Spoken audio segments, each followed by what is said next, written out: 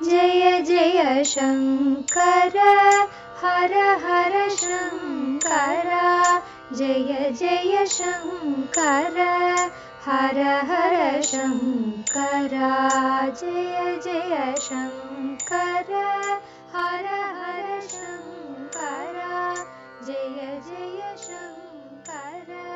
பக்தி தெய்வத்தின் குரல் 4ஆம் பாகம். வண்டு ஸ்தோத்திரம். அவதாரங்கள். மத்ஸ்யாதிபிர் அவதாரை என்பதை பிரித்தால் மத்ஸ்யாதிபிகி அவதாரைகி, அப்படியென்றால் மத்ஸ்யம் முதலான அவதாரங்களால் என்று அர்த்தம். லோக ரக்ஷணத்துக்காக பகவான் தசாவதாரம் எடுத்ததை சொல்கிறார். லோக ரக்ஷணம் என்றால் என்ன? எல்லா தேசங்களுக்குமாக பெரிய கவர்மெண்ட், பெரிய கோர்ட், பெரிய சைன்யம், பெரிய போலீஸ் டிபார்ட்மெண்ட் வைத்துக்கொண்டு பண்ணுகிற காரியமா என்ன? இல்லை. வேதத்தை ரட்சித்து கொடுத்து அவரவர்களும் ஸ்வதர்மத்தை பண்ணும்படியாக ஆக்கிவிட்டால் அதுதான் லோகரக்ஷணம். வேத ரக்ஷணம்தான் லோகரக்ஷணம்.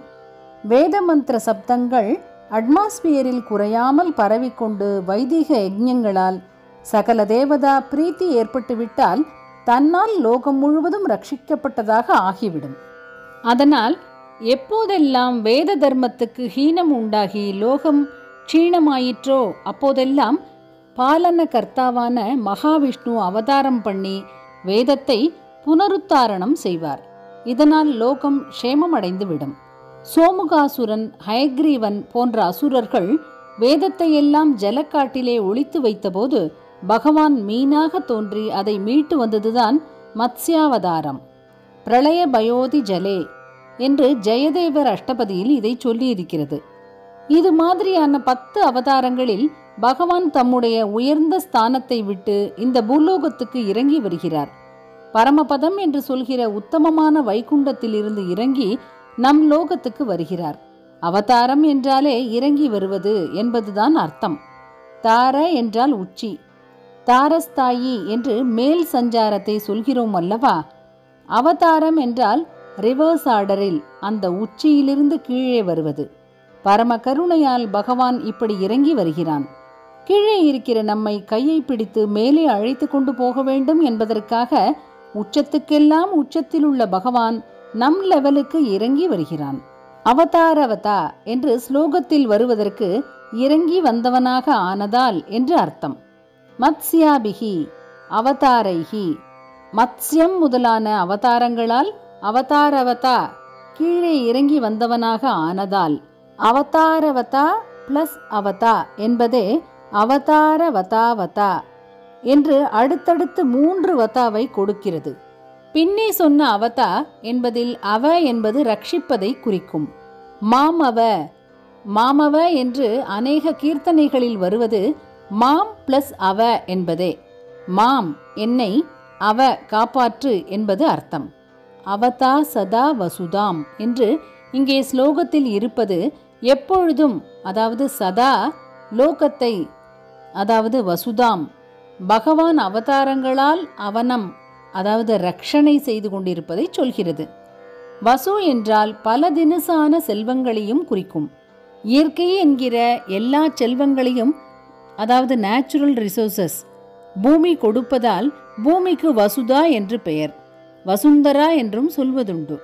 இப்படி செல்வம் நிரம்பிய பூமியானது ஜனங்களின் பாபத்தினால் வற்றி வாடி போகிற போதெல்லாம் அதை ரட்சித்து பழையபடி ஆக்குவதற்காக சுவாமி அவதரிப்பதை ஆச்சாரியால் சொல்கிறார்.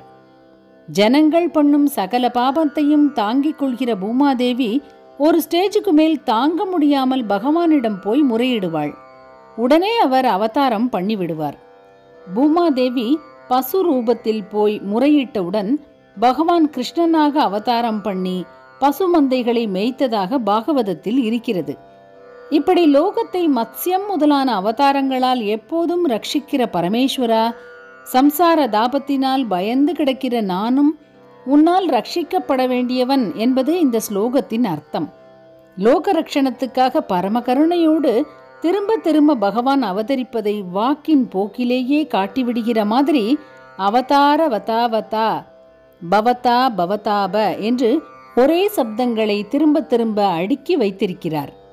திருப்பி திருப்பி அவதாரம் பண்ணுகிற விஷ்ணுவுக்குத்தான் கர்ப்பவாசம் உண்டு, எங்கள் ஈஸ்வரனுக்கு கிடையாது என்று சைவர்கள் பெருமையாக சொல்லிக் கொள்வதும், தான் கீழே இறங்கி வந்தாகிலும் ஜனங்களை உயர்த்த வேண்டும் என்று அவதாரம் பண்ணும் பரமகாருண்யம் எங்கள் பெருமாளுக்குத்தான் உண்டு, ஈஸ்வரனுக்கு இல்லை என்று வைஷ்ணவர்கள் பெருமைப்பட்டுக் கொள்வதுமாக இருக்க, நம் ஆச்சாரியாலோ பெருமாளையே பரமேஸ்வரா என்று கூப்பிட்டு அவதாரங்களையும் சொல்லி சமரசப்படுத்தி இருக்கிறார்.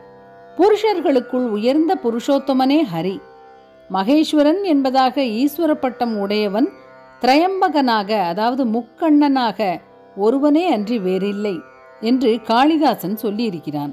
ஹரிர்ய தைக்கஹ புருஷோத்தம ஸ்மிருதஹ மகேஸ்வரஸ்திரயம்பக ஏவ நாபரஹ.